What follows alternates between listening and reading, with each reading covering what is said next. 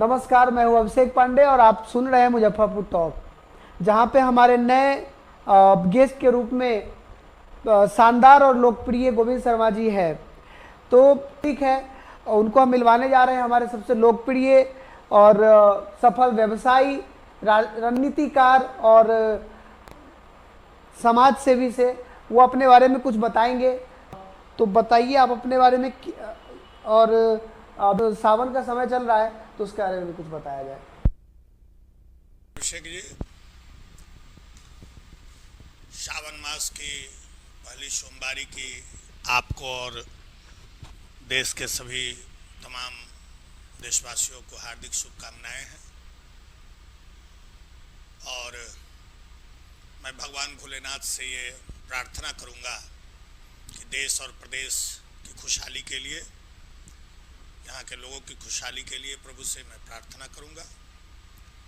आगे मैं चाहूँगा कि ऐसे ही समूचे देश और प्रदेशवासी खुश रहें, सौहार्दपूर्ण वातावरण में रहें।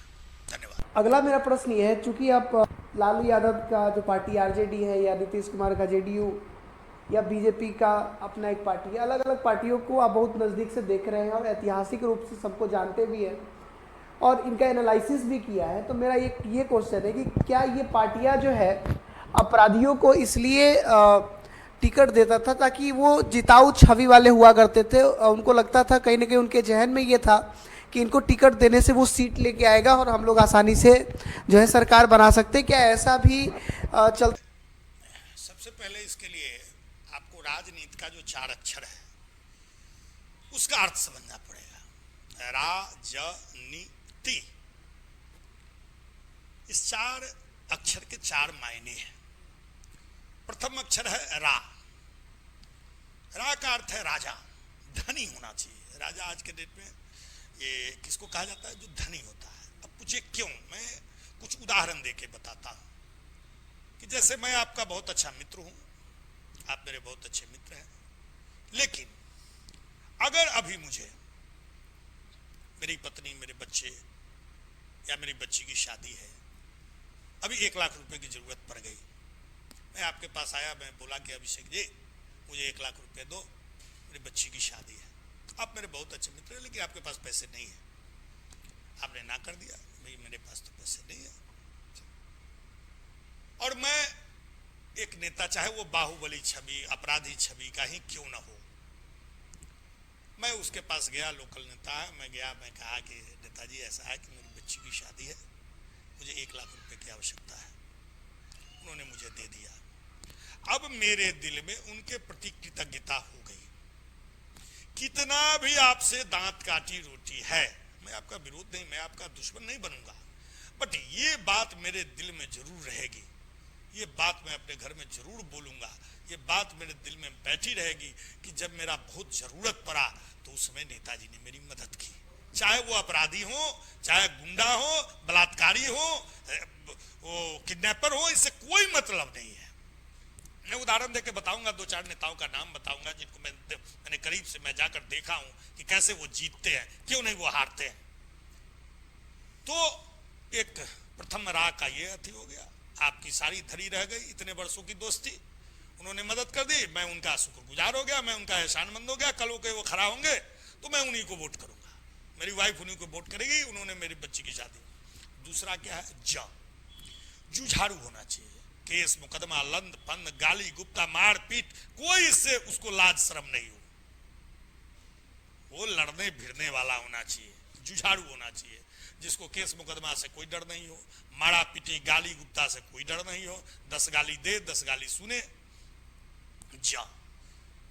तीसरा है नी, वो निकम्मा होना चाहिए, उसको और कोई काम नहीं होना चाहिए। हालांकि पूर्व में बहुत पहले इसका अर्थ दूसरा था, इसका अर्थ था, बनाया जब गया था राजनीति शब्द तो उसका अर्थ था निस्वार्थ। बट अभी मुझे कहने में कोई गुरेज नहीं है कि अब कोई निस्वार्थ राजनीति नहीं करता है, कोई नहीं हिंदुस्तान में निस्वार्थ राजनीति करता है। तो उस नी का अर्थ बदल गया, अब वो नी निकम्मा के रूप में हो गया, उसके पास दूसरा कोई काम नहीं होना चाहिए, उसके बाकी जो ठेके पट्टे जो भी है वो उनके भाई बंधु देखें, वो सारा दिन क्षेत्र में रहे। और चौथा अक्षर है ती। तिक्रमबाज, उसको तिक्रम आना चाहिए, तिक्रमबाज होना चाहिए। जिस व्यक्ति में ये 4 गुण आत्मसात होंगे, जिसमें उसके लिए राजनीति के लिए पढ़ा लिखा होना कोई जरूरी नहीं है, राजनीति के लिए अस्वच्छ छवि होना कोई जरूरी नहीं है, राजनीति के लिए ये 4 गुण आवश्यक है। तो इसलिए, और ये 4 गुण में फैला रहा है, जितने भी बाहुबली हैं सभी पैसे वाले हैं। मैं कुछ नेताओं का मैं बात बताऊंगा। एक बार अभी विशाल प्रशांत जी जो पीरो से जो विधायक हैं, उनके पिताजी सुनील पांडे, ठीक है, मैं सुनील पांडे लगातार जीतते रहे हैं, बीच में एक आध बार हारे हैं शायद, हाँ हारे हैं। तो शुरू में जब दूसरी बार वो विधायक थे, वो जेडीयू के विधायक हुआ करते थे, संयोग से मैं एक बार उस क्षेत्र से निकल रहा था, तो मेरे साथ जो लोग थे उनके परिचित थे, मैं आगे चलिए जरा पांडे जी के यहाँ चलते हैं, मिलते हैं। मैं चला गया उनके साथ। तो मैं जब बैठा हुआ था, तो अब तो घर बंद हो गया है, जिस समय खुला हुआ था उस दिन में भी लेते थे, हाँ सुनील पांडे जी।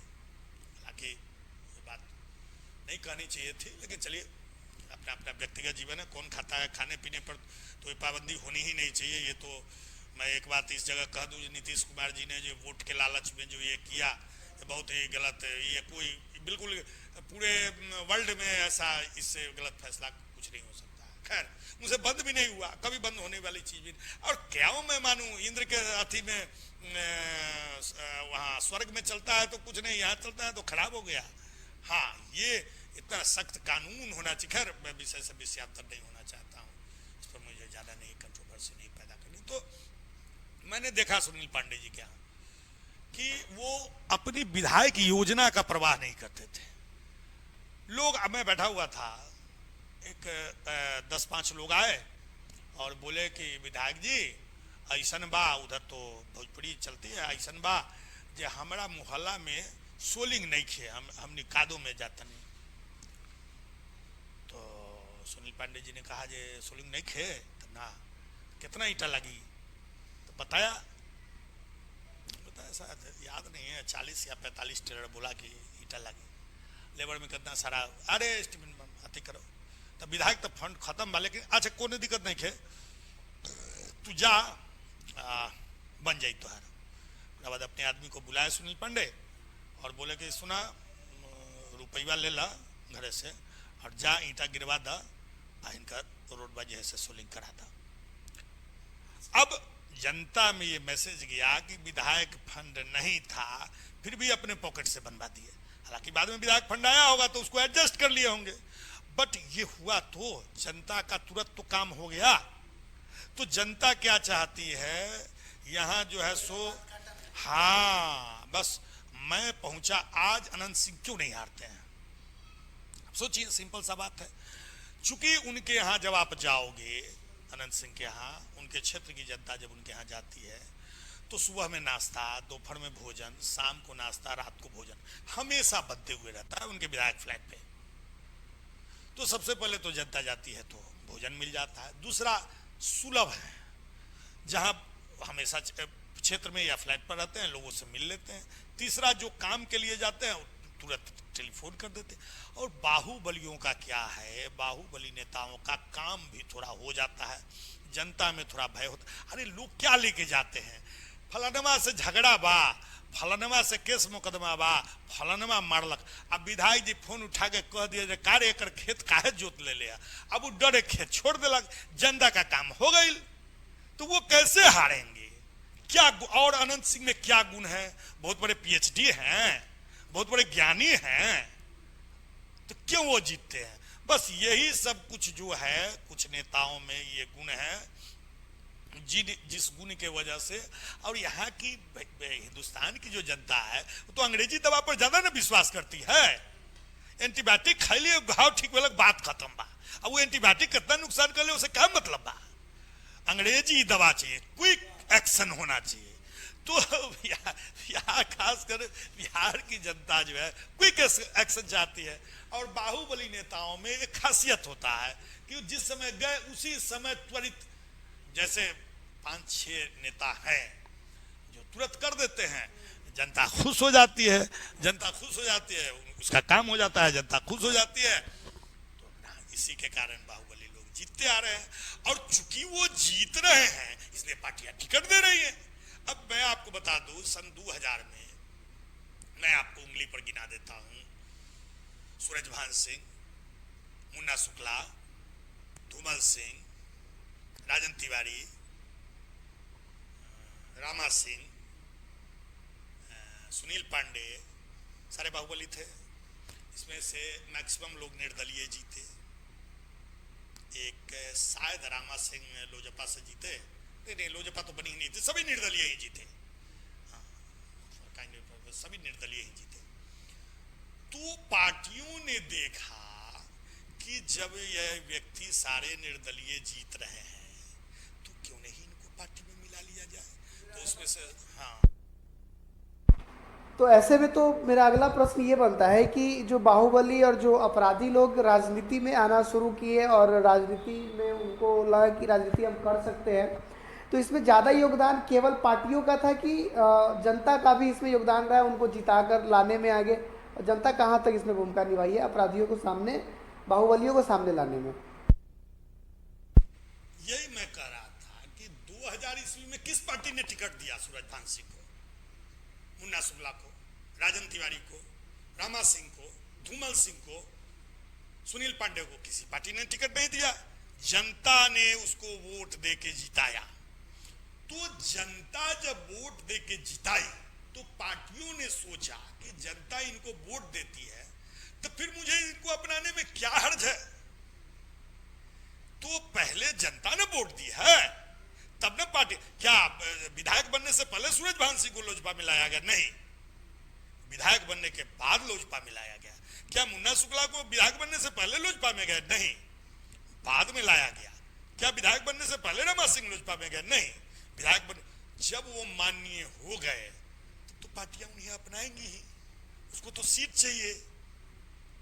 तो इसलिए पार्टियां, जब जनता ने इनको माननीय बनाया तो जब पार्टियों ने देखा कि जब जनता को इनसे कोई गुरेज नहीं है तो फिर मुझे क्या गुरेज।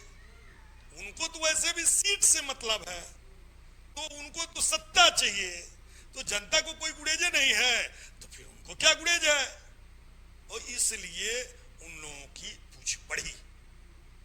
ठीक है, और अब तो सब वाल्मीकि हो गए हैं। अब तो सभी देखिएगा तरह तरह के उनका पॉडकास्ट निकलता रहता है, तरह तरह के। लेकिन ऐसा नहीं है, सबके भूतकाल को मैं जानता हूँ, क्योंकि मेरी भी उम्र 50-52 साल हो गया। सबको मैंने देखा है, कौन कहाँ से आए हैं, कौन क्या किए हैं, किन में कितना ज्ञान है। लेकिन लोकतंत्र है, चलिए सभी सुधर गए, अच्छा है। अब कोई नेता लोग गोली गाली नहीं चलाता है। हाँ, छोट मोट केस मुकदमा भी होता है, वो झूठ साची होता है। अब सबकी सब छवि, अब कोई 47-56 वाला नहीं रहा। ये तो मैं नीतीश जी को जरूर कहूंगा कि एक वक्त था कि लोग 47 और 56 का नाल निकाल के गाड़ी में चला करते थे लालू बाबू के राज में। आज के डेट में कोई 47-56 है भी तो सब लोग नुका के रखता है, कोई सामने नहीं लगता। साहबुद्दीन तो अब मरहूम, वो तो स्वर्गवासी हो गए, तो मैं उन पर कुछ भी नहीं कहूँगा। हाँ, एक मैं बात जरूर कहूँगा, ये बात मुझे कहने में कोई गुरेज नहीं है। लाख साहबुद्दीन की छवि खराब रहे, अपराधी छवि के थे, उसमें कोई कहने में मुझे गुरेज नहीं। लेकिन दो उनका कार्य मुझे याद रहेगा। नंबर एक, मैं उनके भी क्षेत्र में गया था, मैंने घूमने, उस समय मैं ठेकेदारी किया करता था।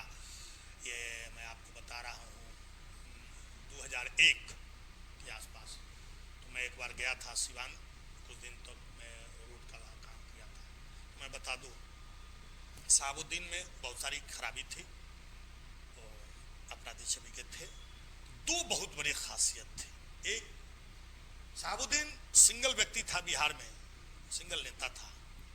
जो आरजेडी में रहते हुए उसको फॉरवर्ड वोट करता था, बिकॉज वो माले के खिलाफ, वामपंथियों के खिलाफ, माले के खिलाफ लड़ने वाला, हथियार उठाने वाला। क्योंकि उस समय लालू यादव के रीजन में प्रशासन नाम की तो कोई चीज थी नहीं, और लालू यादव कम्युनिस्ट का भी सपोर्ट लिया करते थे। तो उस समय माले से कोई लड़ने वाला नहीं था। राजपूतों का, भूमिहारों का जमीन जो है माले वाले जाते थे, लाल झंडा गाड़ देते थे, लोग अपना जमीन छोड़ दिया करते थे। तो आपने देखा होगा कितने बड़े नरसंहार हुआ करते थे, आपने पढ़ा होगा। तो माले से मुक्ति अपनी निजी सेना बनाकर, शहाबुद्दीन ने अपनी निजी सेना बनाकर और माले से मुक्ति दिलाई। जीरादेई से वो पहली बार विधायक हुए थे, निर्दलीय विधायक हुए थे। और स्वर्गीय हमारे देश के प्रथम राष्ट्रपति स्वर्गीय राजेंद्र प्रसाद जी के चित्र से वो पहले भी देखिए। मैं शहाबुद्दीन का कोई समर्थक नहीं हूं, लेकिन जो जिस व्यक्ति में जो गुण हो और जो दोष हो वो कहना चाहिए। तो उनमें एक उन्होंने माले से, दूसरी उन्होंने अपने क्षेत्र में शिक्षा का विकास कराया, इसमें कोई बुराई नहीं। बाद के दिनों में लालू राबड़ी देवी के शासन काल में बताया ना कि सत्ता में जब लगातार रह जाता है तो आदमी मदान्ध हो जाता है, अहंकारी हो जाता है। तो शहाबुद्दीन जी के साथ भी वही हुआ, उनके लोग गलत करते चले गए, किसी को उठवा लिए, किसी का जमीन दखल कर लिए, किसी को तेजाब से नहला दिए। तो ऐसे ही होके उनकी भी छवि गट में मिल गए।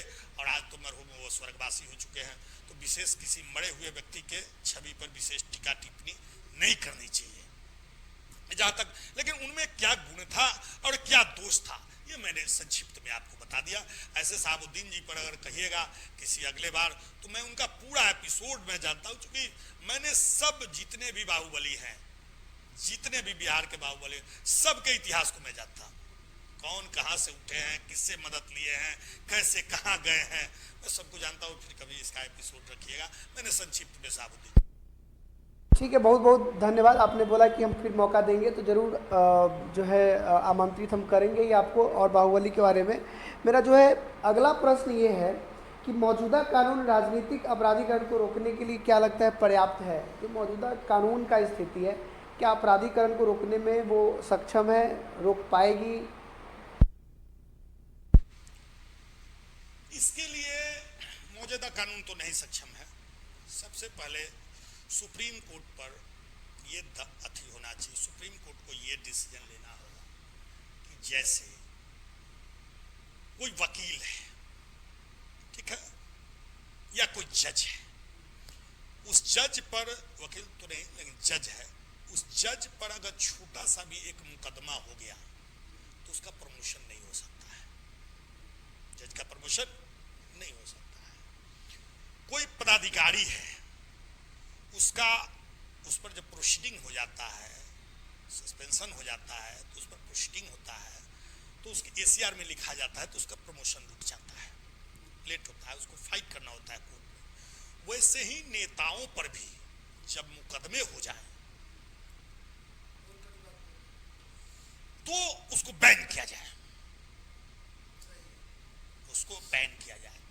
ऐसे सुप्रीम कोर्ट का एक फैसला मैं कदर करता हूं कि उन्होंने जो फैसला दिया कि जो कन्विक्टेड हो गया, जो सजा याफ्ता हो गया, वो सजा खत्म होने के 5 बरस के बाद चुनाव लड़ सकता है।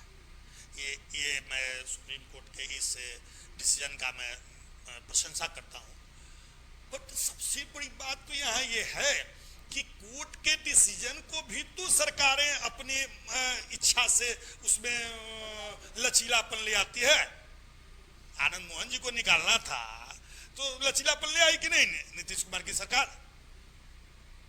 क्या है आज अगर मुझे कहने में गुरेज नहीं है कि लालू यादव से सवर्णों की लड़ाई कराने वाले बिहार में मात्र 2 नेता, एक सदी हुई चाल लालू यादव ने चला इन 2 नेताओं से मिलके, एक का नाम महाचंद्र सिंह और एक का नाम आनंद मोहन। महाचंद्र सिंह ने भूमिहारों को भड़काया लालू यादव के खिलाफ, आनंद मोहन ने राजपूतों को भड़काया लालू यादव के खिलाफ, और सारे सवर्णों को लड़ाई के आग में, अगड़े पिछड़े के लड़ाई के आग में झोंक दिया। हम लोग उस समय स्टूडेंट थे कॉलेज के, हम लोग को झोंक दिया लालू यादव अगड़े पिछड़े की लड़ाई में। और बाद में अगर ऐसा नहीं है तो बाद में वही महाचंद्र सिंह लालू यादव की राबड़ी देवी के कार्यकाल में मिनिस्टर क्यों बने, और वही आनंद मोहन बाद में आरजेडी में क्यों गए? जवाब दें आनंद मोहन और महाचंद्र सिंह। ये लोग वक्त के अनुसार कभी विरोधी हो जाते हैं तो उनकी आलोचना करने लगते हैं और कभी सपोर्टर हो जाते हैं। अरे हम लोग तो विरोधी कल भी थे, आज भी हैं और कल भी रहेंगे उनकी नीतियों के। आप क्यों बार बार अपनी बदलते रहते हैं अपनी विश्वसनीयता? लालू यादव के खिलाफ बगावत का बिगुल फूकने वाला ये 2 नेता महाचंद्र सिंह और आनंद मोहन, मेरे ऊपर जीवन का प्रथम केस महाचंद्र बाबू के कहने पर हम लोग रेलवे लाइन पर सो गए थे मंडल कमीशन के विरोध में, हम लोग ऊपर मुकदमा हुआ, हम लोग को आरपीएफ पकड़ के ले गई, कहा महाचंद्र सिंह उसमें पकड़ा है। आनंद मोहन उस समय हेलीकॉप्टर से चलते थे, ये मैं समझता हूं, ये ऐसा नहीं कि मेरे पास कोई इसका प्रूफ है, कल के कोई प्रूफ, लेकिन मैं मैं आपसे पूछता हूं कि लालू यादव के खिलाफ मुखर होकर आनंद मोहन और महाचंद्र सिंह बोला करते थे, बाद में वो लालू यादव के साथ क्यों चले गए, ऐसी क्या बात हो गई? तो मुझे तो संदेह होता है कि लालू यादव ने पिछड़ों को गोलबंद करने के लिए इन दो नेताओं को कहा कि मुझे गाली दो, तुम्हारे पीछे अगड़े चलेंगे, जब अगड़े चलेंगे तो पिछड़े गोलबंद होंगे। इन्होंने 95 में आनंद मोहन ने, अरे मेरे बच्चे को फेंक दिया गया अरे 4 मंजिला पर से आपके बच्चे को फेंका जाएगा तो आपका बच्चा बचेगा। उस समय मंच से भाषण दिया करती थी लवली आनंद जी और आनंद मोहन, कहते थे कि लालू यादव ने फेंकवा दिया मेरे बच्चे को छत पर से, अरे बच्चा 4 मंजिला से फेंका जाएगा तो बचेगा। और बात ठीक है, मैं मानता हूं कि लालू यादव ने आपको डिस्टर्ब किया, लालू यादव ने आपको परेशान, तो बाद में आप लालू यादव के साथ क्यों चले गए? ऐसी क्या मजबूरी हो गई? आपको तो कोई धन की भी कमी नहीं थी, तो फिर क्यों चले गए? इसलिए कि आप लोग वक्त के अनुसार अपने परिवार को एडजस्ट करने के लिए अपनी पत्नी, अब देखिए अभी आनंद मोहन जी की पत्नी सांसद है जेडीयू से, बेटा विधायक है, अब दूसरे बेटे को एडजस्ट करने में लगे हुए हैं, इसके लिए बिगड़े हुए हैं। अब देखा मैंने आज से 2 दिन पहले अमित शाह जी के साथ लवली जी का फोटो है, अब अभी हो जाए लवली जी को मिनिस्टर बना दिया जाए, आनंद मोहन फिर चुप हो जाएंगे, क्योंकि राजपूत के छत्रप है भाई। तो पार्टियां जो है वो तो छत्रप को पकड़ती है, फलाने छत्रप को पकड़ लो, फलाने जाति के लोग हो जाएंगे, बस यही है। देखिए यहाँ कुपही में यहाँ भांग पड़ी है, सभी राजनीतिक पार्टियां, चूंकि जनता जिताती है वैसे लोगों के पीछे चलती है जनता, तो इसलिए पार्टियां भी वैसे लोगों को पकड़ती है, चाहे उस पर 100 मुकदमा हो, चाहे उस पर कुछ भी हो। जब जनता उसको पूछती है ना जी, तो जनता पूछेगी तो पार्टी क्यों नहीं उसको पूछेगी? इसमें पार्टियों का क्या कसूर है, मैं कहां से मानूं? तो ये बात है, इसके लिए पार्टियां उनको दिक्कत है। मेरा यहाँ पे अगला ये प्रश्न रहेगा कि जब भी आप बोलते हैं कि मौजूदा कानून जो है वो पर्याप्त नहीं है, चाहे जनता जिता दे रहा है तो कानून भी उसको नहीं सुन रहा है, तो अगला क्वेश्चन इसमें हमारा ये है कि गंभीर आपराधिक मामलों में आरोपित व्यक्तियों को चुनाव लड़ने से रोक दिया जाना चाहिए या अंतिम फैसला अदालत के निर्णय के बाद ही होना चाहिए? क्या लगता है ऐसी स्थिति में क्या होना चाहिए? एक बात मेरे प्रश्न का, आपके प्रश्न से ही मैं अपने प्रश्न से आपके प्रश्न का उत्तर दूंगा कि जिन मुकदमों में कोर्ट कन्विक्टेड कर देती है नेताओं को, उन मुकदमों में ठीक है मुझे लड़ने के लिए कोर्ट ने मना कर दिया, मेरी बीबी टिकट ले लेती है, मैं इसका प्रत्यक्ष उदाहरण आपको देता हूं। राजवल्लभ यादव, नाम सुना होगा आपने, नवादा का पत्थर किंग कहा जाता है, उसके इजाजत के बिना पत्ता भी नहीं खड़कता नवादा में, ना बड़ा बाहुबली है। छोटी सी बच्ची के दुष्कर्म के मामले में कोर्ट से कन्विक्टेड होकर जेल काट रहे थे, आज उनकी पत्नी को टिकट मिला ना जी, विवाह देवी को, विधायक है ना जी, तो मेरी पत्नी हो गई, होने दिया जी, पबरबत अंगरक्षक मिल गया ना मेरे घर में, हमारी पत्नी मेरी ही ना बात मानेगी कि आपका बात मानेगी? हम कन्विक्टेड हुए तो क्या हुए? पिछले दरवाजे से लोग बेटा को बना देता है, पत्नी को बना देता है। देखिए यहाँ बोले ना कि जब ये सारे चीज के लिए दोषी, मैं फिर कहूंगा क्योंकि मुझे कोई नेता नहीं बनना है, मुझे किसी से वोट चाहिए, ये सारे चीज के लिए दोषी अगर कोई है तो वो जनता है, जनता वोट देती है। बाहुबलियों को जनता ने वोट देके जिताया है तो पार्टियां उसको एक्सेप्ट किए, पार्टियों का इसमें क्या दोष है? उसको तो सीट चाहिए ना, उसको तो क्राउड पुलर नेता, उसको देख के फिर आप एक शरीफ एक प्रोफेसर को बुलाइए किसी जाति के, कहीं पे 100 लोग नहीं जुटेंगे, किसी बाहुबली को जुटाइए, बुलाइए, 200 फलाड़ बाप 47 गलत 56 गलत हो जाएगा। तो धनबल बाहुबल इसी का तो पूछ है, अभी धन बल बाहुबल तब राजनीति करे चल। आज भी आप देखिए ना, आप अपने जिला में देखिए, एक ही परिवार में सांसद हैं, एमएलसी हैं, विधायक हैं, फिर अब होने वाले समय में विधायक हो जाएंगे, कोई गुरेज नहीं है, सब अलग अलग पार्टी से रहते हैं। क्या नहीं रहेगा, सर्वदलीय नेता है ना जी। आप अपने बिहार में लीजिए, आप अपने जिला में लीजिए, दिनेश बाबू है ना, अपने जदयू से हैं, वाइफ उनकी लोजपा से है, बेटी उनकी जदयू से। कुछ कहने में अति नहीं हो सकता, बेटा राजद से चला जाए, मुझे कहना मैं सिंगल मैं उनकी बड़ाई करता हूं। मैं एक बात बता दूं, मैंने जिला में सिंगल नेता देखा अभी तक के अपने इस 50 वर्षों के उम्र में, मैंने सिंगल नेता देखा मुजफ्फरपुर में जिसके घर पर एक फंक्शन में एक दिन लालू यादव और नीतीश कुमार दोनों आए, उनकी बच्ची के रिसेप्शन में। उन्होंने जब अपने गांव पर भोज किया था, कोई माई का लाल मुजफ्फरपुर में दूसरा नेता नहीं है जिसके घर पर एक ही दिन एक ही फंक्शन में लालू और नीतीश दोनों आए हो। है कोई नेता नहीं है, या तो लालू यादव आए होंगे या नीतीश कुमार आए होंगे, और वो इतने पावरफुल हैं कि उनके यहाँ लालू यादव भी आते हैं, नीतीश कुमार भी आते हैं। तो मैं कैसे मानूं? इसका मतलब है धनबल की ताकत है, सब आए झंडा ढोते रह जाते हैं ना, दरी चद्दर बिछवाते, और टिकट ले लेते हैं ना जीव। कहां कोई रोक पाता है? कहां चली जाती है उसमें पार्टी की विश्वसनीयता, अपने कार्यकर्ताओं का अथी मान सम्मान कहां चला जाता है उसमें? अच्छा, तो आज के जो हमारे पॉडकास्ट देख रहे हैं तो बहुत सारे युवा भी देखते हैं, और युवा के लिए ही ये स्पेशल चल रहा है, और सभी लोग जो जनता है मुजफ्फरपुर टॉप के। तो क्या आज के युवा जो ये हो रहा है कि अपराधी लोगों को वोट देके जिता दिया जा रहा है, तो इससे कुछ नुकसान या फायदा देखते हुए समझते हुए युवा इस चीज को रोक सकती है? देखिए, सबसे पहले इसके लिए जो है आपको अंग्रेजी दवा से परहेज करना होगा। इन द सेंस, मेरे कहने का सेंस ये है कि आप तुरंत जो फायदा जो चाहते हैं, ठीक है, उससे आपको परहेज करना होगा। नंबर 2, जाति धर्म से ऊपर उठना होगा। खासकर युवाओं को मैं संदेश देना चाहता हूं कि हम लोग तो अपना लाइफ जला लिए, हम लोग का लाइफ तो अरे ठीक है, बिजनेस व्यवसाय में आके बहुत मेहनत करना पड़ा है, तब इस जगह पर पहुंचे हैं। युवाओं को मैं संदेश देना चाहता हूं कि तुरंत के लाभ के चक्कर में ना पड़े, और ये देखें कि आने वाले वक्त में किसकी छवि कैसी है, वो गलत लोगों का बहिष्कार करे। अगर डट के नहीं बहिष्कार कर सकते हैं तो मन से ही बहिष्कार करें। और जब तक संदेश, आज बिहार की जनता ने संदेश दिया ना जी कि अहंकार किसी का नहीं रह सकता है। जो भाजपा के नेता लोग बोलते थे कि हम कुत्ता बिलाई को टिकट दे देंगे तो वो जीत जाएगा, आज बिहार की जनता ने संदेश दे दिया ना है?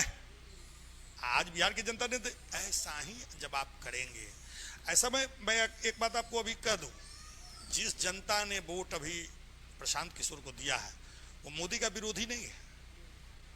मैं आपको फिर कह रहा हूं, मोदी से कोई विरोध नहीं है उस जनता को। मैंने कुछ आरजेडी के वोटर जो वोट दिए हैं उनको विरोध है, वैसे तो 22 करोड़, लेकिन बाकी लोग मैंने विरोधी नहीं है।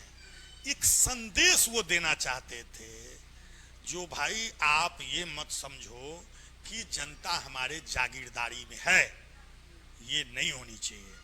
तो वो जागीरदारी जो है, लोग जो अपनी जागीरदारी समझ गए हैं जनता को, क्षेत्र को, ये बंद होनी चाहिए।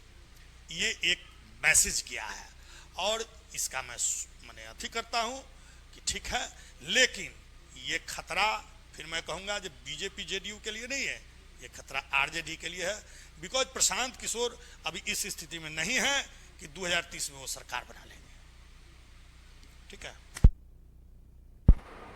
अभी क्या लग रहा है आपको? हम ये पूछना चाहते हैं कि क्या पिछले कुछ दशकों में जो है अपराधीकरण कम हुआ है?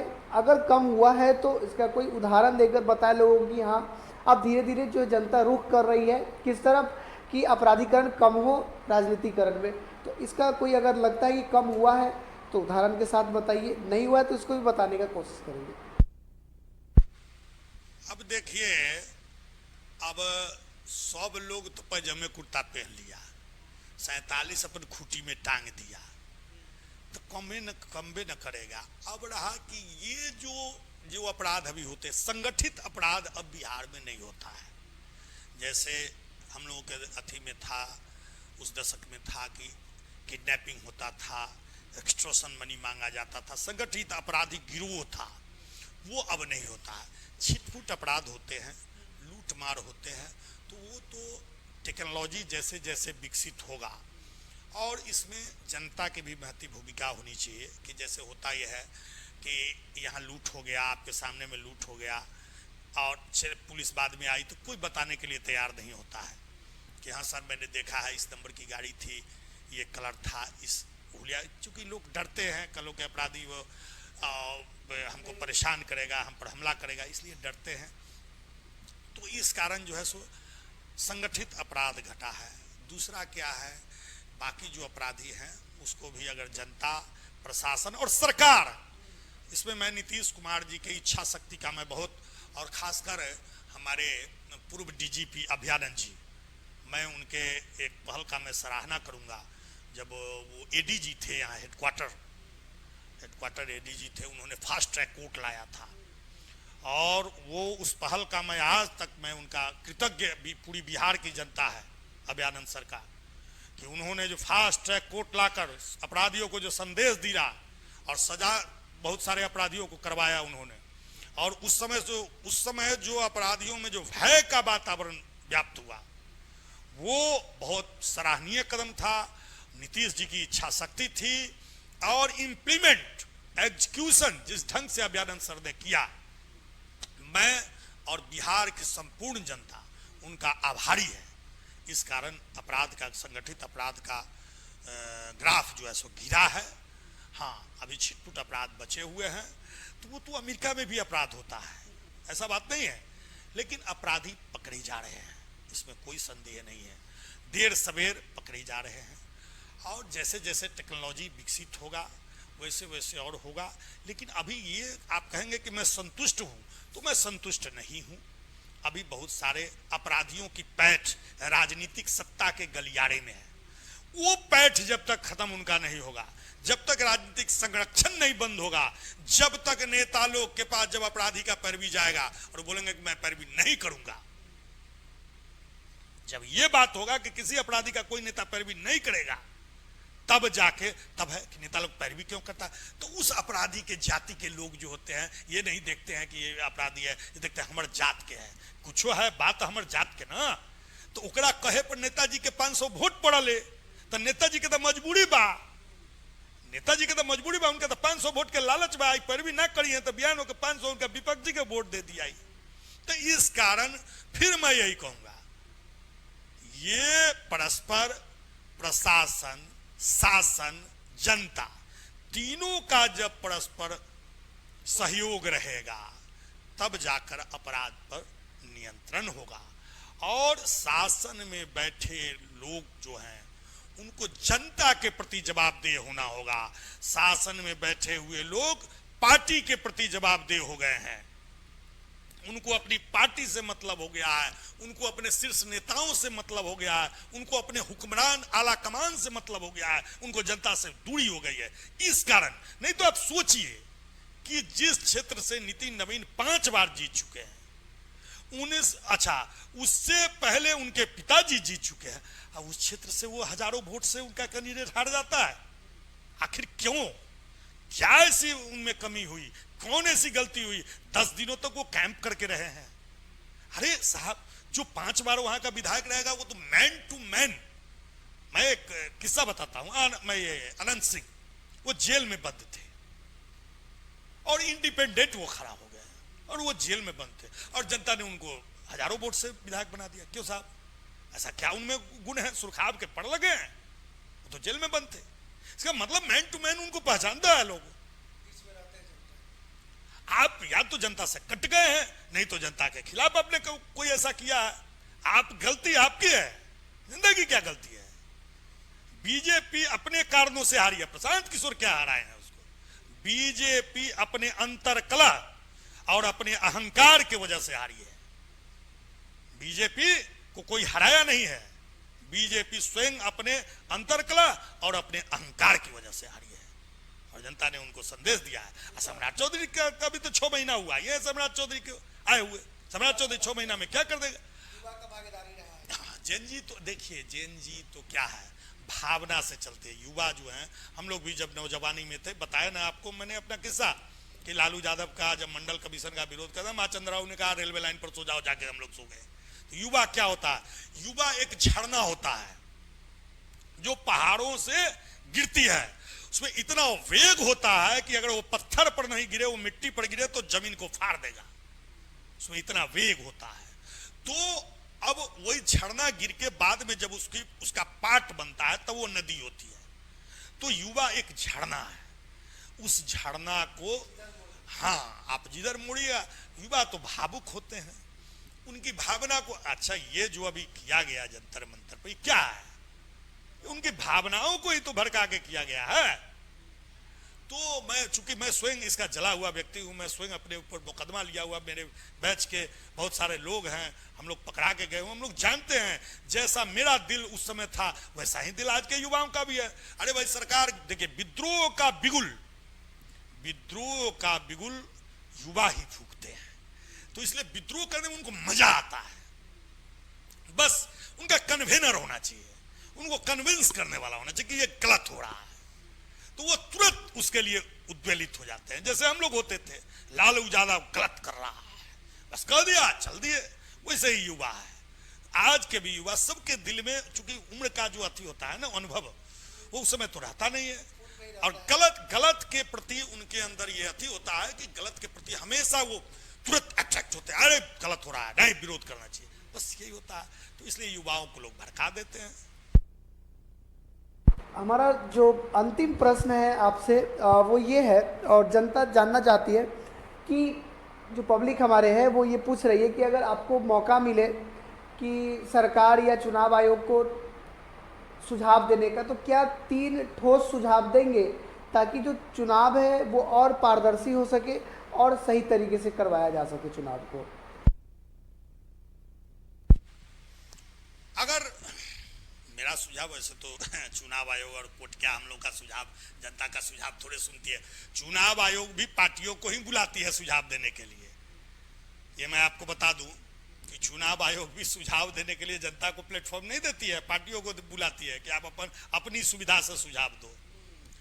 तो लेकिन आपने एक प्रश्न किया कि ऐसा किंचित अगर होता है, तो मेरे से अगर पूछेगी तो सबसे पहले मैं बोलूंगा कि आपको राइट टू रिजेक्ट आपने तो दे दिया, इनमें से कोई पसंद नहीं, राइट टू रिकॉल भी आप ये करो।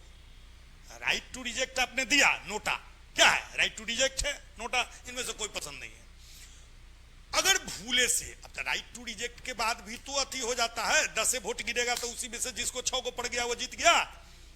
तो राइट टू रिकॉल भी होना चाहिए कि अगर आप जीत गए, आप जनता के प्रति जवाबदेह नहीं हैं, तो अगर 50% से ज्यादा जनता ने आपको राइट टू रिकॉल के लिए अप्लाई कर दिया तो आपकी सदस्यता खत्म होनी चाहिए, नंबर 1।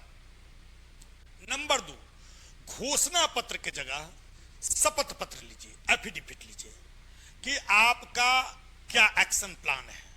5 वर्षों के अंदर आप 6-6 महीना का अपना एक्शन प्लान देंगे। फर्स्ट 6 महीने में मैं फलाने क्षेत्र में ये करूंगा। अगर आपने 6 महीने में नहीं किया, देन वापस बैक टू पेविलियन हो, बिकॉज आप जो पैसे ले रहे हो वो जनता की गाड़ी कमाई की न है। अच्छा एक बात बताइए, अब मेरे सवाल का जवाब दीजिए। सारे सरकारी संस्थाओं में पेंशन बंद है, ठीक है? जो 30 वर्ष नौकरी करता है उसका पेंशन बंद, और जो 5 वर्ष विधायक रह गया उसका पेंशन जीवन भर। वाई? दूसरी बात अभिषेक जी, 400 रुपए या 500 रुपए या 600 रुपए का रिचार्ज आप करवाते हो अपने मोबाइल में, तो पूरा ऑल इंडिया महीने भर बात करते रहते हो ना, करते हो या नहीं करते हो? 18,000 रुपया टेलीफोन अलाउंस विधायकों को मिलता है। साहब वो अमेरिका बात करता है क्या? वो कहां शिकागो बात करता है? क्यों? वाई? वाई। अच्छा, दूसरी बात, आप कर्मचारी बनाने के लिए योग्यता निर्धारित कर दी है कि बीए पास करोगे तब किरानी बनोगे, और उस किरानी के अफसर आईएएस, उस अफसर आईएएस को जो दिशा निर्देश देता है उसके लिए कोई योग्यता नहीं होनी चाहिए, वो उठा छाप भी चलेगा। अरे साहब, ये क्या है? क्या है ये? है? ये क्या है? दूसरी बात, तीसरी बात, क्या है अमेरिका में? क्यों अमेरिका इतना डेवलप कंट्री है? 2 बार से ज्यादा किसी को मौका नहीं मिलता है, दोबारा वो लड़ नहीं सकता है चुनाव। उसको पता है कि हमको 2 बार ही बनना है, 2 बार में अगर हम अच्छा करके जाएंगे तो मेरी पार्टी को अगली बार वोट करेगी जनता, नहीं तो नहीं करेगी। आप जापान जाकर देखो, शिंजो आबे इतना बढ़िया प्राइम मिनिस्टर थे, लेकिन उनको भी हरा दिया कि नहीं हरा दिया। आप जाकर देखो डेवलप कंट्री में, मेरे रिलेशन में मैक्सिमम जो मेरे ममहरा के भाई वगैरह हैं, बहन, सभी फॉरेन रहते हैं, उनसे जब मैं पूछता हूँ कि क्या अपने मुल्क आने की इच्छा नहीं होती है, उन्होंने कहा कि आने की इच्छा होती है। अपने मुल्क आने की इच्छा किसको नहीं होगी, लेकिन यहाँ की व्यवस्था को देख कर आना नहीं चाहता हूं मैं। तो आखिर आपके यहाँ कमी है तो सबसे पहले ये होनी चाहिए, उनकी जवाबदेही तय होनी चाहिए। आप इतना पेंशन लेते हो, आपको हर चीज के लिए अलाउंस मिलता है, आपको प्लेन का टिकट मिलता है साहब। अब आपको मैं एक बात बताऊं, अब शायद आपको जानकारी भी हो, अब एक बार मैं विधायक बन गया तो विधायक का मेरा पेंशन हो गया, अगर दूसरी बार मैं एमपी बन गया तो एमपी का पेंशन फिर अलग से, विधायक का पेंशन चालू रहेगा, एमपी का पेंशन मिलेगा। अगर तीसरी बार मैं एमएलसी बन गया तो तीसरा पेंशन भी चालू हो गया, चौथी बार में अगर राज्यसभा सदस्य बन गया तो चौथा पेंशन भी चालू। अब लीजिए, एक आदमी को 4 पेंशन मिल रहा है। क्या साहब ये रूपा? अच्छा, इस पर जब भत्ता बढ़ाना होता है एमपी एमएलए का तो सारी पार्टियां एक जगह चली जाती है, उस समय सारा विरोध खत्म हो जाता है। जनता के मसले पर विरोध, और अपना तनख्वाह बढ़ाना हुआ तो सभी चट्टे वट्टे मिल जाते हैं। उस समय लगता है कि सारे चोर मिल गए। तो साहब उस समय क्यों नहीं विरोध करते हो? चुनाव आयोग को स्टेप लेना चाहिए इस पर। तो मेरा कहना यह है कि जवाबदेही तय होनी चाहिए नेताओं की, और फैसिलिटीज कम होना चाहिए नेताओं का। आप जाकर दिल्ली में देखोगे, जिस दिल्ली में स्क्वायर फीट पे जमीन बिकता है, सेंट्रल दिल्ली में स्क्वायर फीट लाखों में, हजारों में, वहां आप एक एक नेता का देखोगे 5-5 बीघे का, 10-10 बीघे का कोठी है, एक कोने में नेता रह रहा है। और इतना क्यों साहब? वाई? किसका पैसा है? वो जमीन क्यों? उस जमीन में क्यों नहीं कोई मार्केटिंग कॉम्प्लेक्स बना के जनता को आप देते हो? मैं आपको एक बात बताऊं, मेरे उन मोसरे भाई लंदन के बहुत अच्छे डॉक्टर हैं, तो उन्होंने बताया, वीडियो दिखाया कि वहां का प्राइम मिनिस्टर जो है रेगुलर जब जाता है ऑफिस, रेगुलर ऐसे किसी खास जगह जाना है तब तो एस्कॉर्ट, लेकिन अगर आवास से ऑफिस जाना है तो बस से जाता है। और प्राइम मिनिस्टर के साथ जितने भी उसके जो कलीग हैं, उनके जो स्टाफ्स हैं, वो सब एक ही जगह रहते हैं। वो बस आती है, उसी में प्राइम मिनिस्टर और उसी में सारे उसके सेक्रेटरी वगैरह सभी जाते हैं, और डायरेक्ट घर से ऑफिस गए। क्या सब खर्च बचा? क्या जरूरत है इतना एस्कॉर्ट का? देखिए यहाँ स्टेट, अच्छा, जनता की सुरक्षा के लिए पुलिस नहीं है, और एक एक नेता को आप देखिए तो 2-2 एस्कॉर्ट चलता है। क्या साहब उनको कुछ चीज का डर है? मैं इसमें एक बात कहना चाहूंगा, हमारे स्वर्गीय श्रद्धेय जॉर्ज फर्नांडिस साहब की का मैं जिक्र करना चाहूँगा। मैं उनका शुक्रगुजार हूँ कि उनका सानिध्य मिला था मुझे, बहुत दिनों तक मैं उनके साथ रहा था। हालांकि मैं पॉलिटिक्स से मैं बिल्कुल दूर रहा, लेकिन उनसे हमारा बहुत अच्छा था। मैंने देखा एक गार्ड उनके साथ चलता था, वो भी गार्ड बोलते थे कि क्या मेरी काहे की दुश्मनी है, क्यों मारेगा मुझे कोई?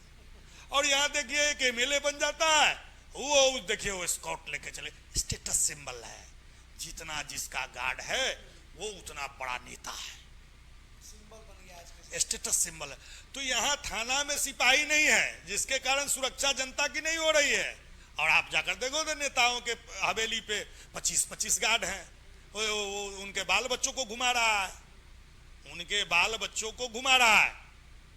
मैं एक बार मुझे याद है अखबार पढ़ा था, जब ये पूर्व मंत्री स्वर्गीय ब्रिज बिहारी प्रसाद की हत्या हुई थी, तो उनका एक गार्ड था लेखा राय, मर गया वो भी तो उससे मैंने एक बार पूछा, उसने सीबीआई को कहा था लेखा ने कुछ नहीं देखा सीबीआई से। सीबीआई ने पूछा कि तुम क्या कर रहा था, बताया कि मैं मंत्री जी के नाती का पछुआ कर रहा था।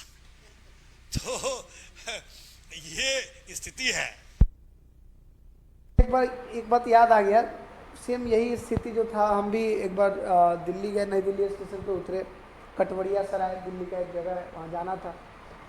रात के लगभग 2:30-3 बजे ट्रेन से हम वहाँ जब उतरे तो एक सीबीआई के ही कोई ऑफिसर थे वो, तो हमको वो अपना खड़ा होकर कुछ कर रहे थे स्टेशन के बाहर, हम भी बाहर निकल रहे थे, हम भी अपना गाड़ी आने का वेट कर रहे थे, वो भी अपना वहीं पे वेट कर रहे थे ट्रेन आने का, इसमें कोई आने वाला था। तो बेचारा नींद में 3 बज रहा था, सुबह का समय था। तो बोले कि आप यहाँ अभी क्या कर रहे हैं, अभी पढ़े लिखे लोग लगे हैं यहाँ पे, अभी आप क्या कर रहे हैं। हम तो बोले कि हम अभी आए हैं दिल्ली, हमारा कुछ काम है, होटल में जाना है, वहाँ से गाड़ी आ रहा है, हम जाएंगे। तो बोले आप क्या कर रही बताइए। तो वो बोल रहे हैं कि अभी ट्रेन से आएंगे, हमारे जो बॉस है उनके बीवी बच्चे आने वाले, बच्चे साले वो सोए होंगे और हमको भेज दिए कि जाओ उनको लेके आओ। तो ये स्थिति रहता ही है, लोग मतलब जो वर्कर्स उनको दूसरे काम के लिए मिलते हैं और यूज़ करते हैं वो पर्सनल काम के लिए। ये तो खैर कहानी है, लेकिन मुझे एक और क्वेश्चन पूछना है आपसे, एक बात जाननी है। कोई भी सरकार आती है तो देश या राज्य के कर्जों को कम क्यों नहीं करती है? क्या आमदनी आज तक बढ़ा ही नहीं कि खर्चा बढ़ते जा रहा है? वास्तव में देश का खर्च बढ़ता है कि नेताओं का खर्च बढ़ते जा रहा है? इन चीज़ों पर हमें हमेशा कयास रहता है कि अब ये क्वेश्चन पूछें, तो आप इस पर कुछ सुझाव दीजिए। देखिए, सबसे पहले बात क्या है कि यहाँ सिर्फ समस्या सब जानते हैं, समाधान कैसे होगा इसके प्रति गंभीर कोई नहीं है। सभी समस्याओं को इंगित करेंगे, जब तक विपक्ष में रहेंगे तब तक इंगित करेंगे।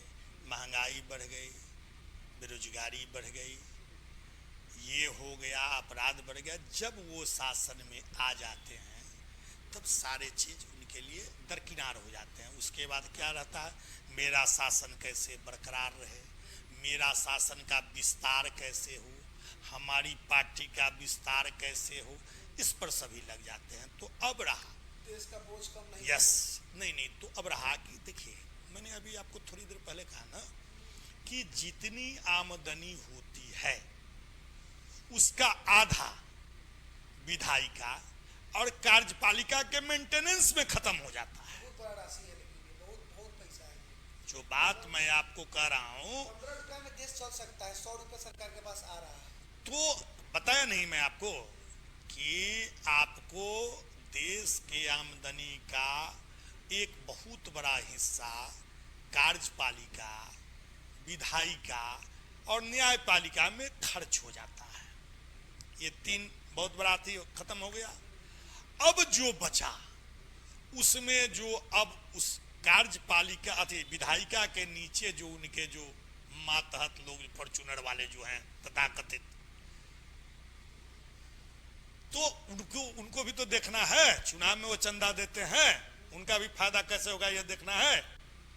तो फिर उनको मिलता है बची हुई राशि, तो वो बची हुई राशि जो मिलती है उसमें से फिर उनको भी तो बचाना है।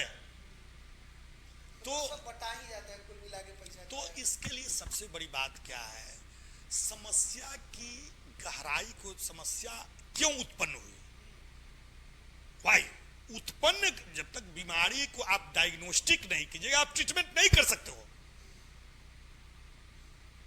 चाहता ही नहीं। आज कहा ना किसी ने कि हड़बड़ दरबड़ में वैक्सीन मिल गया जिसके कारण लंग्स और हार्ट में इफेक्ट आ गया, इन्फेक्शन आ गया।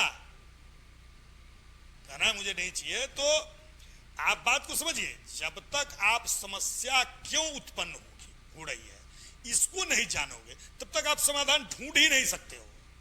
तो समस्या के जड़ में तो कोई जाता नहीं है। सिर्फ आप बताए ना, भारत के लोग अंग्रेजी दवा पर विश्वास रखते हैं। घाव हुआ एंटीबायोटिक खा लो, वो एंटीबायोटिक हमारे किडनी और लीवर को कितना नुकसान कर रहा है इससे कोई मतलब नहीं है। फिर लीवर किडनी का प्रॉब्लम होगा तो फिर लीवर किडनी को समझा जाएगा।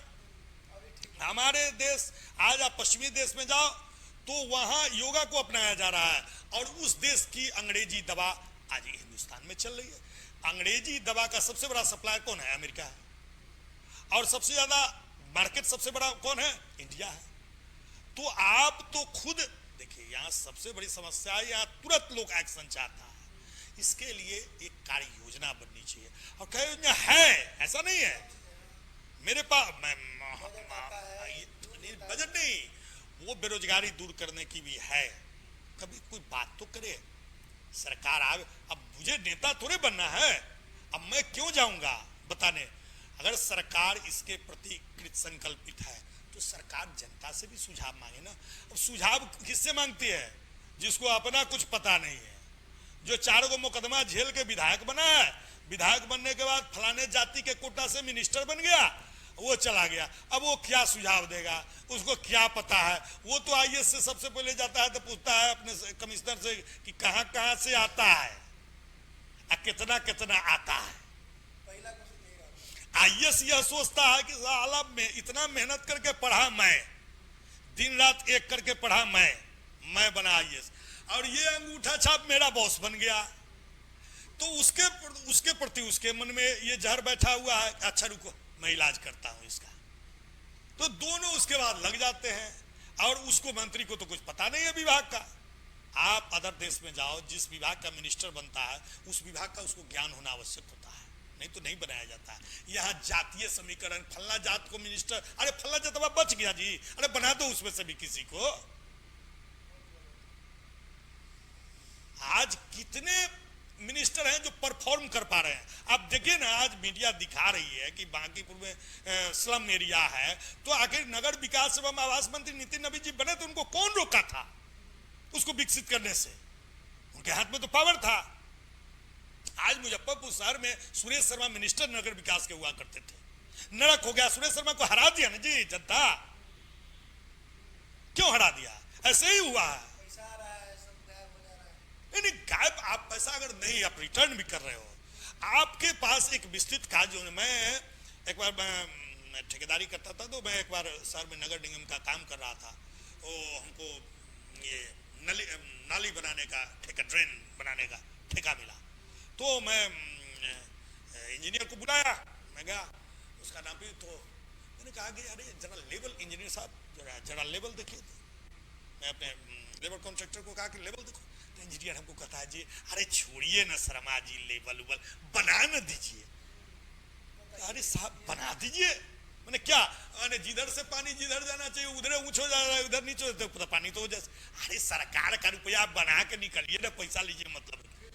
देखिए क्या है, जहां कार्यपालिका स्वयं कह रही है कि बना के निकल जाइए, वहां क्या बनेगा, क्या पानी निकलेगा?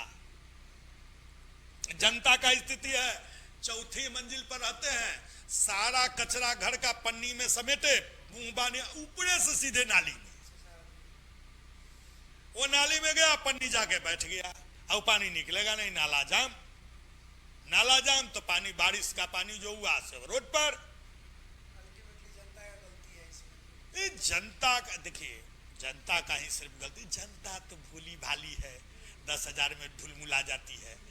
तो कहने का मतलब देखिए, इसमें कार्यपालिका, इसमें विधायिका, इसमें जनता, सभी दोषी है। सबसे पहले सबको एक प्लेटफॉर्म पर आना होगा। देखिए अभी तो किसी पार्टी, हमको तो अभी नहीं लग रहा है निकट भविष्य में भी कि कोई दूसरी पार्टी आ रही है, बिकॉज विपक्ष में कोई नेता नहीं है। विपक्ष के नेता जो हैं वो नशेरी हो चुके हैं। मैं स्पष्ट आपको, मुझे कहने में कोई गुरेज नहीं है, मुझे कभी कुछ नहीं, मैं जानता हूँ विपक्ष में कोई नेता नहीं है। अभी देश में हमारे जो नर के जो इंद्र हैं माननीय, वही प्राइम मिनिस्टर रहेंगे, मैं जहाँ तक अपना देख रहा हूँ। अब ऐसे भविष्य कोई किसी का नहीं देखता।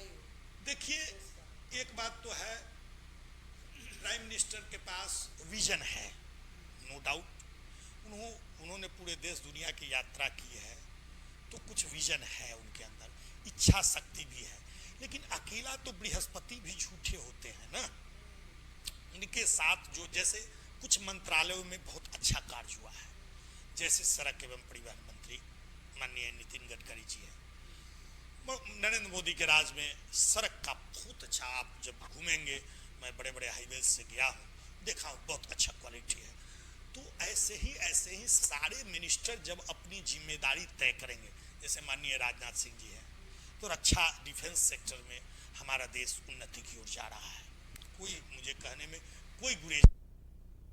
डिफेंस वाले पे मेरा एक क्वेश्चन है कि इतना बड़ा क्षेत्र है डिफेंस का, मतलब उसी पे हमारा पूरा देश सुरक्षित रहता है, सम्मान का जो सब्जेक्ट भी है जो सुरक्षा है डिफेंस, लेकिन उसमें अग्निवीर का जो रोल है चाहे जो लाया गया है, इस पे क्या कहना है, ये विजन ठीक है या क्या कारण है, मतलब इस पे कुछ सुझाइएगा बात। देखिए, मैं ये बात स्पष्ट कर दूं यहाँ कि ये अग्निवीर का जो ये कॉन्सेप्ट है, ये इजराइल से इम्प्रेस्ड होके किया गया है। मैं आपको बता दूं, आप जब इजराइल में जाएंगे ना, तो वहां की जितनी जनता है उसको आर्मी का ट्रेनिंग लेना होता है। हाँ, सारी जनता को आर्मी का ट्रेनिंग लेना होता है। ये अगर देश पर कभी विपदा आए, आपातकाल आए, युद्ध हो, तो तुम युद्ध में जाकर शामिल हो। ठीक है, उसी कॉन्सेप्ट, उसी से इम्प्रेस्ड होके उसको प्रधानमंत्री जी यहाँ ले आए, लेकिन इनको इम्प्लीमेंट करने का तरीका हमको लगता है कि शायद गलत हो गया। इनको उसको रोजगार से जोड़ दिए, जहां हम अग्निवीर में हम बहाली करें तो लोग सोचा नौकरी, और हिंदुस्तान की जनता तो नौकर बनने के लिए बेचैन रहती है। हिंदुस्तान की जनता नौकर बनने के लिए, माने नौकर बनने के लिए बेचैन रहती है। तो इन्होंने क्या किया कि उसको नौकरी से जोड़ दिया। तो अब लोग जो है, अरे तो नौकरी 3 साल का नौकरी, 4 साल का नौकरी क्यों करेंगे, 15 साल क्यों नहीं करेंगे। बस यहाँ इनको क्लियर फाइल शुरू से रखना चाहिए कि भाई जिनको इच्छा है, इन्होंने ये नौकरी इसलिए जोड़ दिया कि सब जो है से इसका ट्रेनिंग ले लेगा। ये दरअसल कॉन्सेप्ट इजराइल का है। तो इजराइल की जनता जो है सो सब युद्ध के आर्मी का ट्रेनिंग लेके रहता है, इसलिए इसको लाया गया था। तो अब इसमें इनको ये कहना चाहिए था कि अग्निवीर में बहाली लेंगे, जो 4 साल के बाद फिर एक एग्जाम लेंगे, उसमें जो पास करेगा या ट्रेनिंग होगा तो उसके बाद फिर आगे सस्टेन किया जाएगा, नहीं तो फिर उसका फिर दूसरा कोई अथी दे के फिर उसका। देखिए, एक्चुअली यहाँ समझाने में भी जनता को गलत हो जाता है नेताओं से। नेता लोग आदेश करते हैं, तो जनता में, तो भारत की जनता में बहुत बड़ी खराबी है कि यहाँ तो बाप का आदेश यहाँ का जनता नहीं मानता है, तो सरकार का आदेश क्या मानेगा। बाबूजी कहे जो खैनी ना खाना है तो चुपके से खैनी खा रहे हैं। बिहार, खासकर उत्तर प्रदेश, बिहार, ये नॉर्थ के जो लोग हैं, वो तो अपने बाप की बात नहीं मानते, तो सरकार की बात कहां से मानेंगे।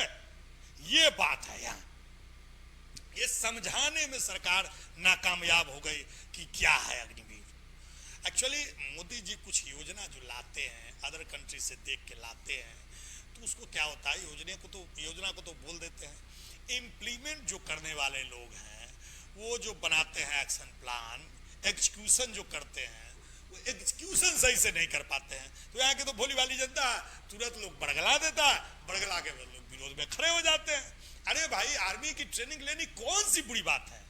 लो, अगर आप स्वस्थ हो तो आर्मी की ट्रेनिंग लो। देश पर जब आपातकाल विपदा आएगी तो आप हथियार लेके जाना युद्ध लड़ने।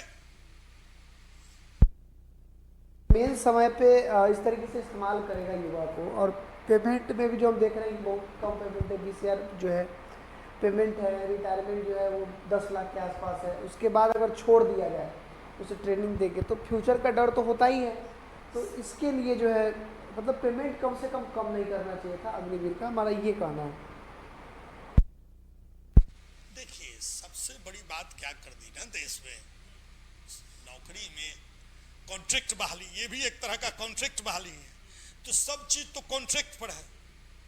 नुकसान इस बात का है कि हर चीज कॉन्ट्रैक्ट पे है, इसलिए नुकसान हो रहा है। दूसरा क्या है कि आप अदर कंट्री के तुलना में जाओगे तो सबसे कम सैलरी हिंदुस्तान में ही है, चाहे किसी भी कर्मचारी का हो, सबसे कम सैलरी हिंदुस्तान में ही है।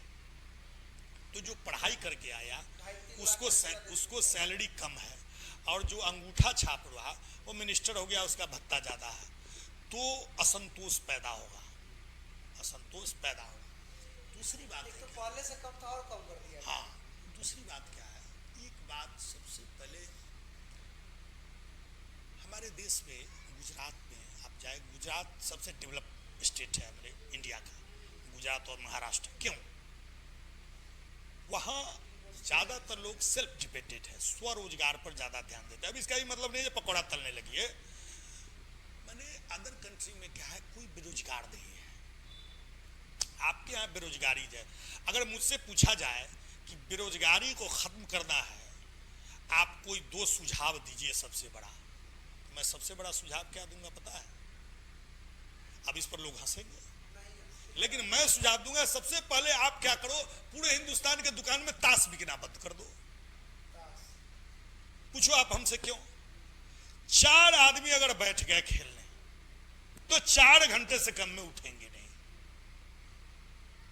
और 4 आदमी उसको देखने व खिलाने वाले बैठ जाते हैं। 8 आदमी तो वहीं बेरोजगार हो गए। 4 घंटे दिन का बैठ के वहां अपना समय गुजार दिए। उस 4 घंटे में कुछ तो कर सकते हो, नहीं कुछ होगा तो अपने खेत में जाके 4 पौधे तो लगा सकते हो, वो पौधा कल होके तुमको फल देगा। लेकिन आप सारे दिन 28 में बैठे हुए हो। तो देखिए यहाँ कारण है, यहाँ सब चीज मुफ्त का मिल रहा है। आज आप मजदूर खोजने जाइए, आप उसको बोलिएगा काम करने के लिए, नहीं जाएगा। आप दोपहर में जाके देखिए वो बैठा ताश खेल रहा है, क्योंकि उसको मुंह पे 5 किलो अनाज मिल ही रहा है, बाल बच्चा के सब चीज फ्री में हो ही रहा है, पर बाल बच्चा जितना पैदा करे उतना 1500 मिल रहा है। पता नहीं ये सरकार कर रही है जनसंख्या नियंत्रण। कैसे जनसंख्या नियंत्रण होगा जब आप जैसे कि आपका बच्चा पैदा होता है सरकारी हॉस्पिटल में, तो आप उसको 1500 रुपया देते हो। क्यों देते हो साहब, क्यों देते हो? जनसंख्या नियंत्रण इससे होगा।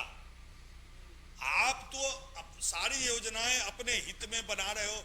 सारे शासन, सारी सरकार का एकमात्र उद्देश्य अपने सत्ता को बरकरार रखना है या सत्ता पाना है। सारे नीति, सारे नियम, सारे कानून तब तक नजर आते हैं जब तक विपक्ष में बैठा हुआ रहता है।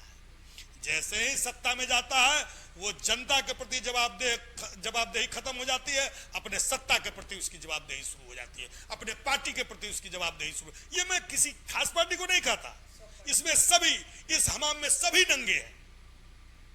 साहब टैक्स हम दे रहे हैं, और जो मेहनत करता है वो ना टैक्स दे रहा है, जो बिजनेस कर रहा है वो ना टैक्स दे रहा है, कि वो मुफ्तखोर टैक्स दे रहा है, जिसको आप मुफ्त में खिला रहे हो।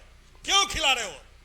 सरदेव स्वर्गीय अटल बिहारी वाजपेयी ने कहा था कि देश में मात्र 3 चीज मुफ्त में मिलना चाहिए।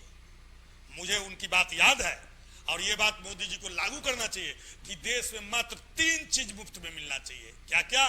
शिक्षा, चिकित्सा और न्याय।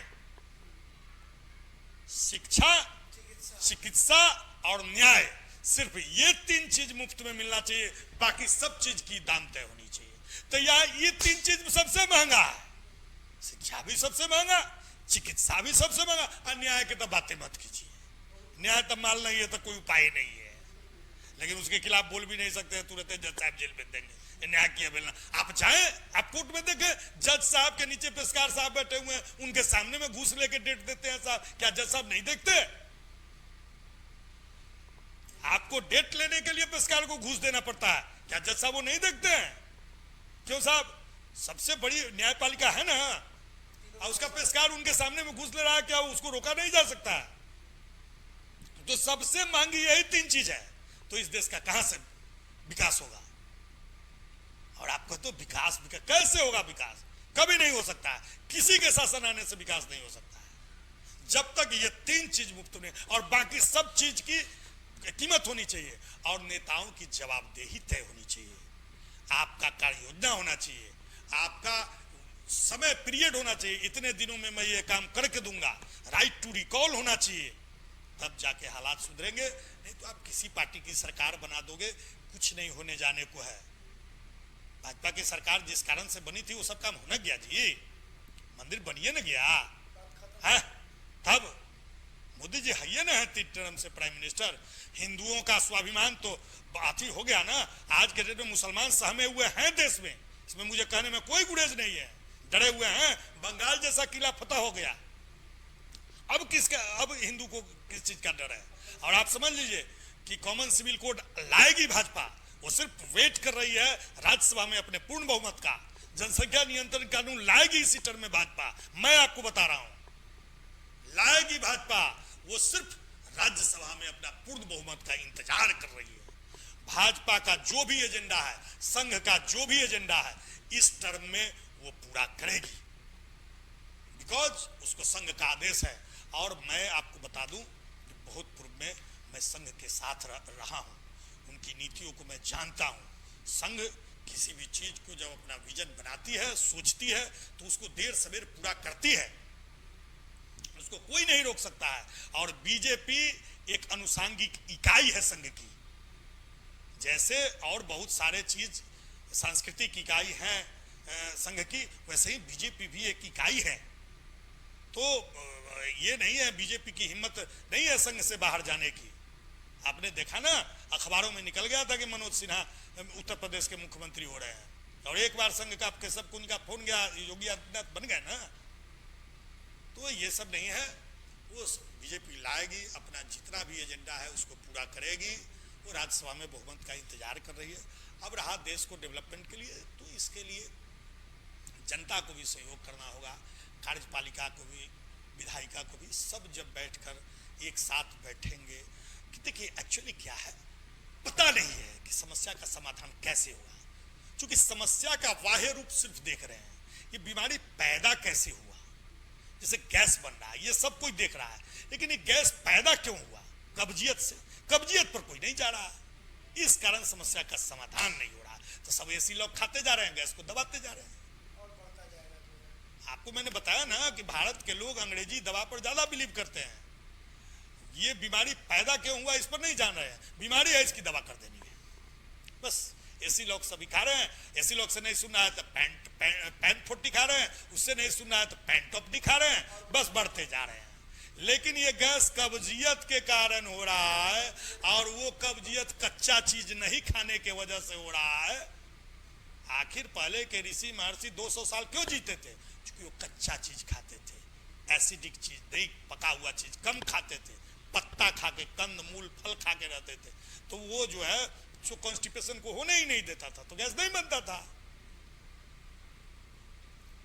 तो इन सब बातों को जब तक देखिए, मोदी जी का कुछ जो अथी है बहुत अच्छा है, उसमें मुझे कहने में कोई गुरेज नहीं है। मैं उनके अच्छे कार्यों की मैं प्रशंसा भी करता हूं, और उनके द्वारा जो गलत नहीं, उसको मैं गलत नहीं, उनके एग्जीक्यूशन में गड़बड़ी हो रही है, उनके नीचे जो लोग हैं उसमें गड़बड़ी हो रही है। और सबसे बड़ा बात है जो थोड़ा एग्जीक्यूशन में प्रॉब्लम है, थोड़ा उनके जो साथ लोग हैं, उनके जो अपने पराये हैं, थोड़ा वो लोग पर ध्यान दे देते हैं, इस कारण भी कुछ गड़बड़ हो जा रहा है। खैर अभी तो देखिए, ये तो मानव का स्वाभाविक गुण है, सब सुर नर मुनि सब की यह रीति। रामायण अब कहिए या तो रामायण गलत लिखा गया, नहीं तो मैं गलत कहूं कि सूर नर मुनि सब की यह रीति, स्वार्थ लाई करहि सब प्रीति। भगवान तो वो यही बात है, कुछ उनके भी लोगों के करीबी हैं, थोड़ा उनके भी लाभ पर ध्यान दे दिया जाता है तो आऊं करते हैं। लेकिन इस विपक्ष के आऊं करने से कुछ होना जाना फिलहाल मुझे नहीं लगता है, क्योंकि विपक्ष में किसी नेता में कोई नेता नहीं है, औकात ही नहीं है। और कांग्रेस क्या बोलेगी? कांग्रेस तो खुद इतनी भ्रष्ट है। अरे हम अच्छा रहेंगे तब न किसी को खराब कहेंगे, जो खुद आकंठ डूबी हुई हो। मोतीलाल नेहरू के इतिहास को उठाइए आप, वो कहां से आए हैं। अब ये कभी किसी दूसरे एपिसोड में मैं बताऊंगा, उनके खानदान के इतिहास को मैं पढ़ा हूं, और मैं पढ़ी हुई बात बता रहा हूं, मैं कोई सुनी हुई बात नहीं बता रहा हूं। उनका खानदान का क्या इतिहास रहा है, आजादी, वो दूसरे को बोलते हैं कि आजादी के अथी में क्या रोल रहा, नहीं उनका क्या रोल रहा, ये बताएं ना, ये बताएं कि उनके खानदान का क्या रोल रहा है। बहुत सारी बातें हैं। कांग्रेस क्या भाजपा का विरोध करेगी? वो तो खुद आकंठ भ्रष्टाचार में डूबी हुई है, उसको विपक्ष में रहने बीजेपी चाहती है कि विपक्ष में रहे, हाँ, ताकि मेरा शासन बना हुआ। बीजेपी ऐसा पार्टी कोई दोबारा नहीं आया। सीजेपी क्या लगता है, वो पार्टी है कि सीजेपी एक कन्वर्टेड आप है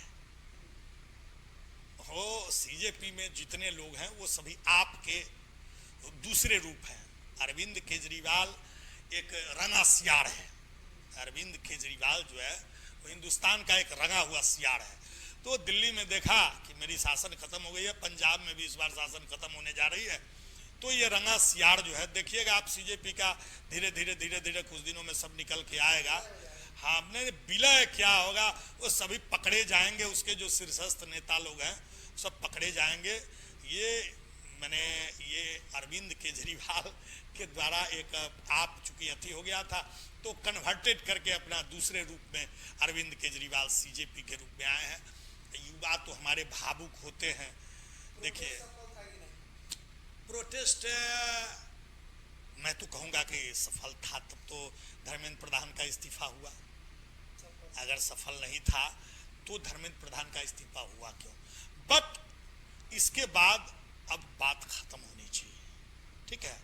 ये इसको अब अगर सीजेपी पॉलिटिकल विंग में आ रही है, मुझे नहीं लगता है कि वो वहाँ चूंकि जो देश की जो स्थिति है, इससे पहले भी इनसे पहले कितने शायर आए और आकर चले गए, ये पल दो पल के शायर हैं। कुछ दिन में देखिएगा ये हिंदुस्तान है, यहाँ कितने हवा आते हैं कितने हवा जाते हैं। मैंने देखा था एक कोई पटेल था गुजरात में, लाखों लोग को जुटाया था, ऐसे ही नौजवान था, फिर धीरे धीरे क्या हुआ, अरे कुछ नहीं, वांगचुंग जो विपक्ष की विरोध किए थे वंदे भारत के बड़ाई करते हुए मिले ना ऐसे 4 दिन पहले, ऐसे ही दीपक जी भी कुछ दिन में पकड़ाएंगे, उनका अमेरिका का निकाला जाएगा, ये किया जाएगा, वो कि कैसू लपेट सपेट के फिर बुक कर दिया जाएगा। ये हिंदुस्तान है साहब, यहाँ कुछ नहीं होने का है। हाँ, यहाँ कुछ नहीं, लपेटे जाओगे, चूंकि फील्ड में जो रहेगा ना उससे गड़बड़ी होगी। अरे वो विजन क्या, उसको तो देखिए हमारे युवा जो है ना बोले भोले वाले हैं। हम लोग के पास क्या विजन था जो हम लोग लालू यादव के खिलाफ करने चले गए रेलवे लाइन पर सोने? क्या मंडल कमीशन को हम लोग रोक सकते थे? नहीं ना रोक पाए, वीपी सिंह ने लागू कर दिया ना। लेकिन महाचंद्र बाबू बोले तो हम लोग कूद पड़े ना। तो बस युवा जो होते हैं बोले ना झरना, जो चाहे अपने आगोश में लपेट लेता है, बस उसके भावना को भड़काना होता है, भावना को भड़काना होता है। भावना को भड़का दिया, साहब तुम्हारे लाइफ के साथ खिलवाड़ हो रहा, भड़क गए, यही होता है। तो बहुत बहुत धन्यवाद गोविंद शर्मा जी को, आप सुन रहे थे अभी जिन्होंने अपना विचार दिया। आप सभी जो श्रोता है उनसे हम ये पूछना चाहेंगे, कमेंट बॉक्स में बताइए कि आपको विचार कैसा लगा, और कुछ भी अलग से पूछना हो तो कमेंट बॉक्स में हमें ज़रूर बताएं। तो मुजफ्फरपुर टॉक से बहुत बहुत धन्यवाद, थैंक यू। मिलते हैं फिर नेक्स्ट एपिसोड में।